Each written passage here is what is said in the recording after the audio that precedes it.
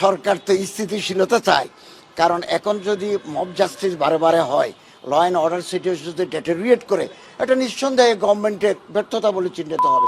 সব স্থাপনায় আগেভাগে পুলিশ নিয়ন্ত্রণ করা, এটা তো একটা কঠিন কাজ। কখন কোন দিকে হামলা হয় এটা অনেক সময় আমরা জানতে পারি না।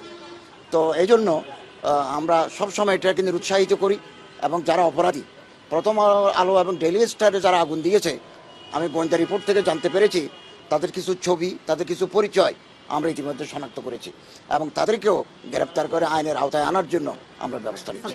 ছায়ানটে হামলা হয়েছে, হ্যাঁ, ছায়ানট সব জায়গায়।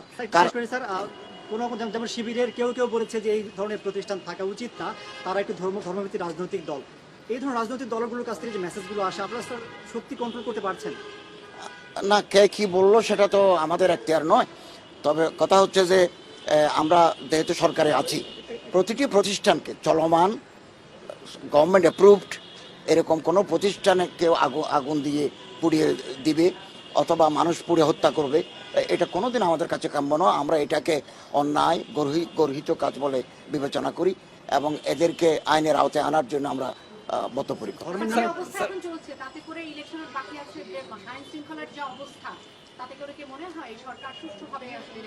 আইন শৃঙ্খলা এখন সম্পূর্ণ আমাদের নিয়ন্ত্রণে। কিছু ঘটনা যে ঘটছে না এমন নয়। যে আপনি এই যে প্রথম আলো এবং ডেইলি স্টারের হামলা, একই সাথে আপনার ছায়ানট সহ সারা দেশে যে হামলার একই রাতে ঘটে গেল, এখানে কি গোয়েন্দা ব্যর্থতা ছিল কিনা? এটা গোয়েন্দা ব্যর্থতা সরাসরি ভাবে আমার বলাটা উচিত নয়। যেহেতু আপনি ক্যাবিনেটে আছেন এবং জিনিসগুলো আলোচনা হচ্ছে, আমি আপনারে বলি, এটা পুরো স্বরাষ্ট্র মন্ত্রণালয়ের ব্যাপার। আর তাছাড়া একসাথে কোন প্রতিষ্ঠানে হামলা হবে এটা আগেভাগে তো জানা মুশকিল।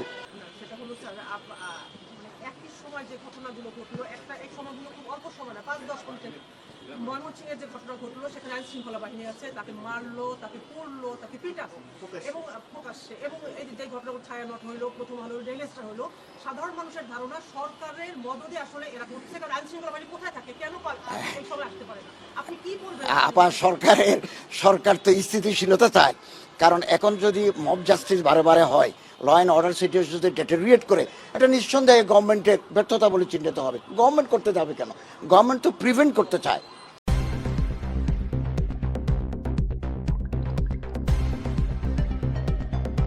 News Vision Digital Multimedia.